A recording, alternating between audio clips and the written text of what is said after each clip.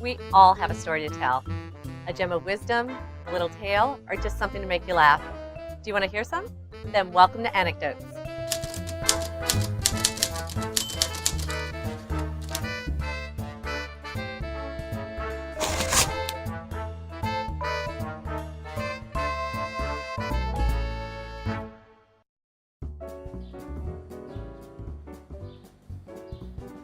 Today on Anecdotes, we're talking to actor, writer, and acting coach Casey Groves. Frater Harvey was master of the laughter. Before we continue, I want to make sure everyone understands the rules. Someone makes a joke, and we decide if it's a laugh or a groan.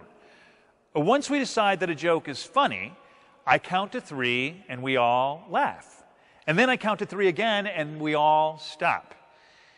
If you continue laughing after the cue to stop, you receive a penance. Do you understand, Father Silos? That's a good one, Camer. Now, 1, 2, 3, laugh, everyone. And 1, 2, 3, stop. Father Silos again? Oh, I can't help once I start laughing. Oh. Father Superior, I'm sorry to say that you will now have to add 5 more decades to your next rosary. Oh, thank you. Casey, thanks for being with us on Anecdotes. And we are here in this beautiful Father Silos shrine. It's St. Mary's Assumption Church, right? And this place has a special meaning for you because you've created a one-man show based on Father Silos, right? Can you tell us a little bit about that? Sure, yeah. I had performed another play about St. Damien of Molokai. I'd done 150 performances of that play. He worked with people who had leprosy in Hawaii in the 1800s, and I did it originally as a senior in high school at De La Salle here in New Orleans. And I later went on and got a master's degree in religious studies and was looking for ways to bring together my interest in theater and religion and spirituality, and work plays that had kind of a profound message and maybe a message of healing, and was, something that could be something meaningful for people, and so I said, well, why don't I just do the play about St. Damien again? So I decided to do it in New York when I was living there at the time, and I did 2 on-Broadway productions of the play, and I toured the play throughout the Hawaiian Islands, and performed it for the remaining patients at the leprosy settlement there. That must have been very moving, huh? It was very powerful. Yeah. It was a big push to get to Hawaii, and I wanted it to be so perfect, and I wanted that, particularly that performance, to really have meaning and impact for them and to share with them, and it was such a big push.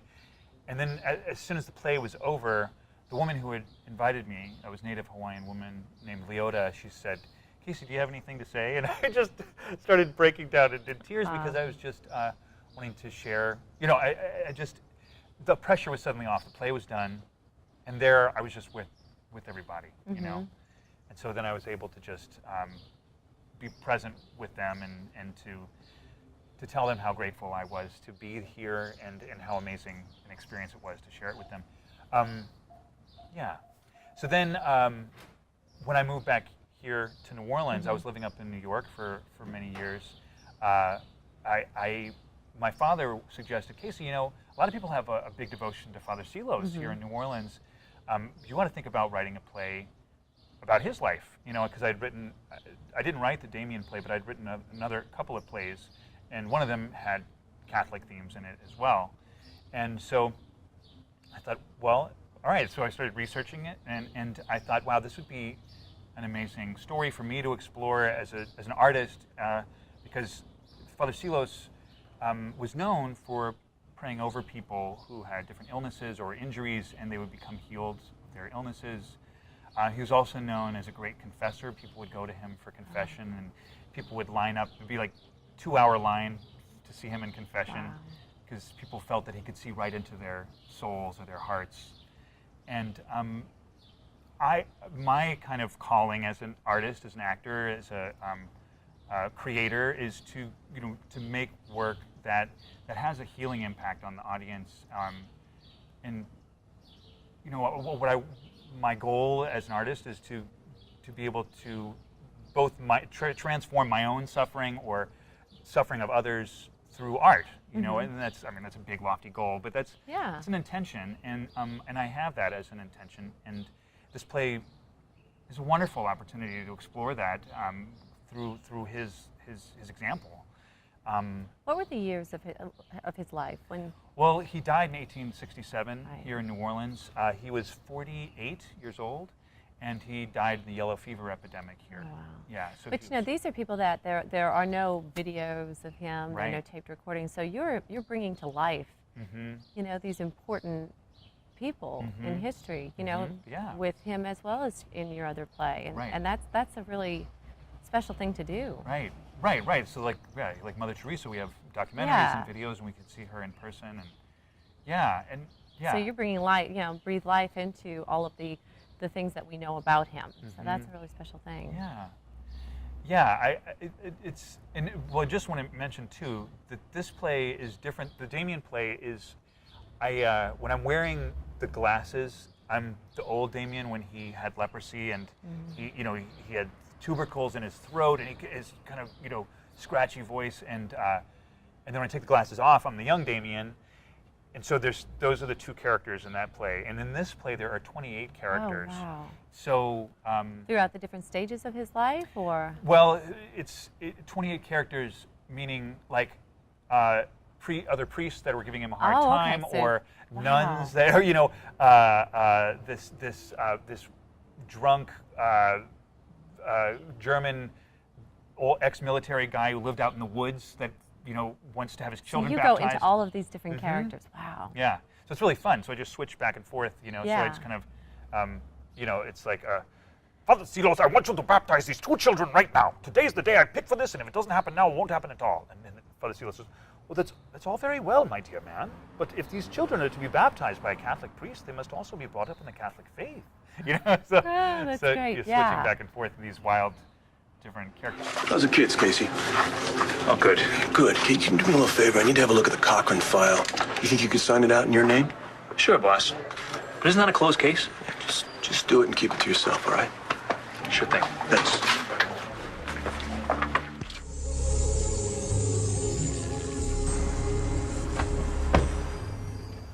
Hey, James. Phil? What's going on, man? I haven't seen you at work in weeks. Nothing's going on. I just decided to stay home and spend time with my kid. James, you were... Go away.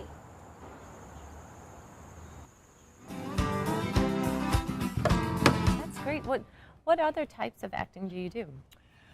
Well, I studied at the Royal Academy of Dramatic Arts I studied in London at the British American Drama Academy at the Royal Academy of Dramatic Arts for about 6 months total training in London. And I worked at the Shakespeare Theatre in Washington, D.C.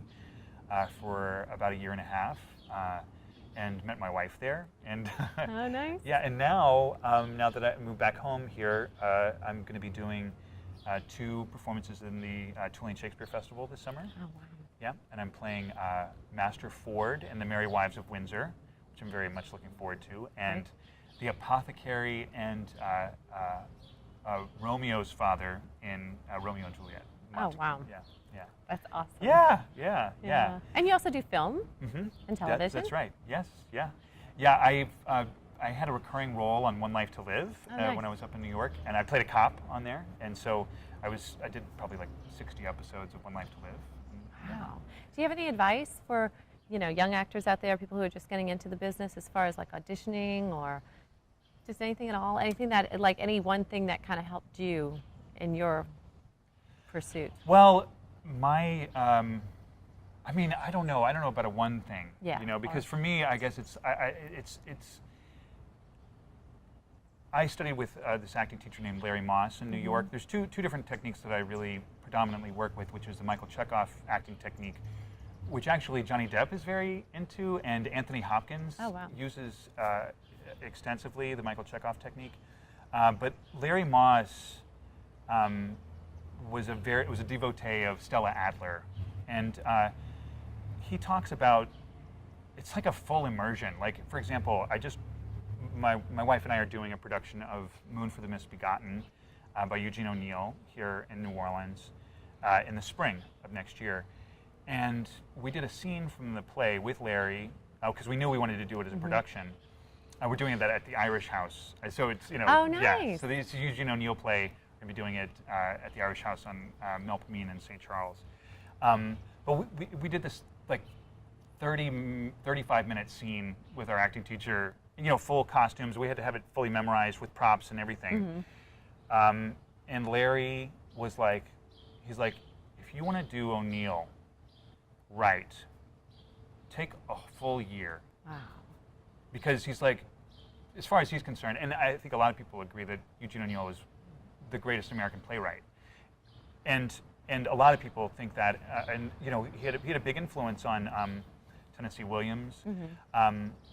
So basically, he's like, if you're going to really do O'Neill, you really, read a biography about his life, read all his plays, and we've been getting together with actors and getting groups of actors together, reading his plays, just really delving deeply. I'm teaching an acting class using scenes from Eugene O'Neill's plays to explore, all of the kinds of things that he was exploring in his plays. And so it's a very comprehensive thing, you know. Larry says, become so excellent as an actor that they can't help but not hire you. Right. That kind of thing. Well, it sounds like you do a lot of preparation for all of the different roles that you do. So I guess that would be something that you would say to anyone breaking into the business is just prepare. Yeah. I mean, I think about like Tiger Woods, like practicing golf, like in thunderstorms and rainstorms. Right. You know what I mean? Right. Like that kind of dedication. And you have to love it to do that. Yeah. It is. It's about loving So it's not work. Right. Because it's something that you love. Exactly. Yeah. So it is. It's like full commitment. Yeah. And I think that helps me. I mean, like doing this Father Silo's play so fully. I did over Lent. I did 24 performances of it, up in New York and then down here, and then I did 5 performances back up in New York after Lent, and I've done about 3 or 4 performances down here since Lent as well. But every time I do the play, I spend several hours focusing on a certain aspect of the play. Maybe I focus on the relationships between the people, or maybe I focus on the images that Father Silos is seeing as he looks out the train window, because the play takes place on it follows him on a train journey from Chicago to New Orleans. Oh, okay. And so things he sees on the train or things he sees out the window remind him of stories from his life. So was that when he was being transferred here to New Orleans? Okay. Yeah. Wow. It's all around a particular episode. And where that was he actually born? happened. He was born in Bavaria. Oh, wow.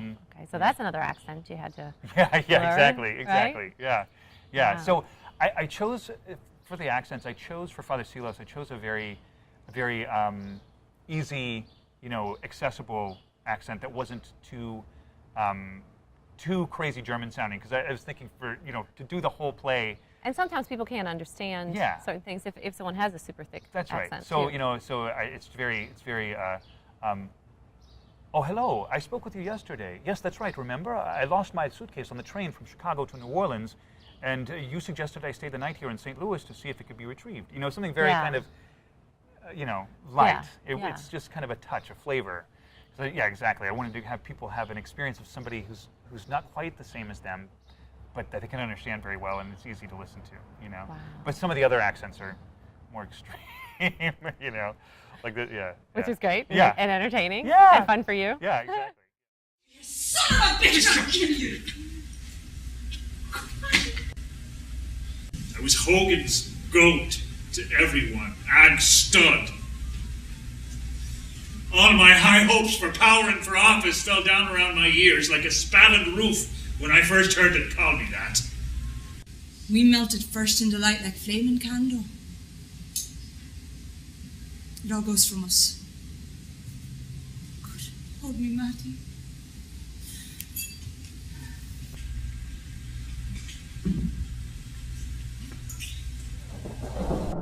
Is there any place where we can go and is there like an online access to your play, or are you selling DVDs or anything like that? Yeah, yes, we have, I have a DVD. We're actually in the process of reshooting it. I'm going to get a new DVD, but that will be available on my website for this play, which is silosdoctorofsouls.com. Okay.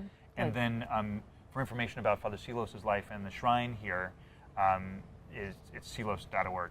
Okay. Yeah, yeah. Now, what about your acting classes? Tell me about that. Yeah, well, right now I'm doing this Eugene O'Neill class. I'm very excited about. I'm very excited about delving into these plays. What I mostly work with, I work with both the Larry Moss's technique and the Michael Chekhov technique. So Michael Chekhov is very psychophysically based technique. So we do exercises at the beginning of each class, physical exercises that you can then take in to your acting and put it into your scene work. And then the Larry Moss work is more about working on the actual scene and working with script analysis and diving into the text. So the two combined together, you feel like that really covers. Yeah, and I all think the it's aspects. right. It's also wonderful. We're doing this thing that I did with this theater company I was working with up in New York it was an off-Broadway company. We did like one production every year, and it was an ensemble-based company. But we would do this exercise called the text circle. So you would come in, and it was kind of like improv. You would use your text, and whatever text somebody else that was in the circle from another complete different scene or a totally different character would give you text from their scene, and then you would respond with text from your scene, just kind of flow with it. So I'm doing that with this class, and we're all doing scenes, and like I'm doing Moon for the Misbegotten, so I'm using text from Moon for the Misbegotten, and everybody's doing scenes from different O'Neill plays, but it's amazing because O'Neill is so deeply into like psychology, Freud and stuff, so all of his plays have similarities, and so we're speaking text to each other, and it's illuminating my play by hearing words from these other plays, and so it's a very exciting experience. Yeah. And where can we find information about your? Well, for my classes, I usually just send out information updates. But I have a website which is kcgroves.com, and you can always contact me through there, and I can give information about the classes. And Why did you become an actor? What made you become an actor? I don't know about why I became an actor, but what I love about it. No. Huge. Yeah, right. Well, no, why I love it is a thing that Michael Chekhov says, which is that he says it in a Russian accent too. Inside of every actor is a deeply rooted desire for transformation. That's what I think, and that's my experience. That's what I love about acting. That's like interesting. Yeah, like right now I'm doing Master Ford in Merry Wives of Windsor, and so I just found out that I'm going to be wearing like a Puritan costume for Master Ford. But then Master Ford gets into a disguise, and he goes and so she wants me, when I go into disguise, she wants me to be this sort of foppy, effeminate character. And so on the one hand, I'm playing the character of this very puritanical, tight guy. Right. And then I dress disguised as this very foppy, like flamboyant kind of. So it's fun. I'm Googling images of like a Puritans from that time period, and I'm like, just stepping into that character's sort of demeanor and his approach, and then this other character, and it's fun, You get to explore all those different characters, and then inside yourself too, all the different things inside of you. That's right. Mining the connection between my life and the character's life. Both the transformation, which is kind of others, it's not quite self-related. It's stepping into somebody else's shoes fully, but then bringing yourself to the character. Both of those, that kind of, dynamic. Well, thank you so much for sharing the story of Father Silos to everyone, and then for sharing your anecdotes here with us. Yeah, thank you. All right. Thanks for having me. Yeah.